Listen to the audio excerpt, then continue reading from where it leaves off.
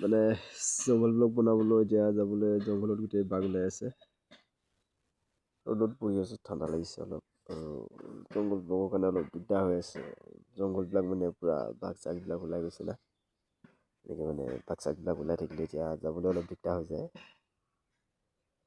লাহে ধীৰে কেতিয়াবা যাব লাগিব জংঘল ব্লগত। দেওবাৰ মানে যাম চাগে, যিটো মঙলবাৰ হৈছে। দেওবাৰলৈও বহুত দিন আছে। জংঘল ব্লগ এখনমান আনিম মই আকৌ নতুনকৈ। বহুত দিন হৈ গ'ল জংঘল ব্লগ অনা নাই। লগতে জংঘল ব্লগত অলপ ফুৰিব লাগিব। জংঘল ব্লগক আকৌ নতুনকৈ কৰিব লাগিব। ওচৰতে মানুহ এঘৰত সেইদিনা বাঘে গৰু এটা ধৰি থৈ গৈছে। বাঘটো আহি আছে আকৌ ইয়াতে। এইটো চানচিটি জংঘল ব্লগত বাঘটোক অলপ চাবগৈ লাগিব, ক'ত পাওঁ তাক। অলপ মানে চাই ভাল লাগে এইবিলাক বস্তু। হ'লেও আকৌ নতুনকৈ এবাৰ ওলাম জংঘল ব্লগত। তেতিয়া হয়তো এতিয়া বুলি সেইবিলাক কিবা কিবি দেখিবও পাওঁ, ঠিকা নাই। বাঘ চাঘবিলাক দেখি পাব লাগে মোৰ হিচাপত। জংঘলত যাম তেতিয়া জংঘল ব্লগত।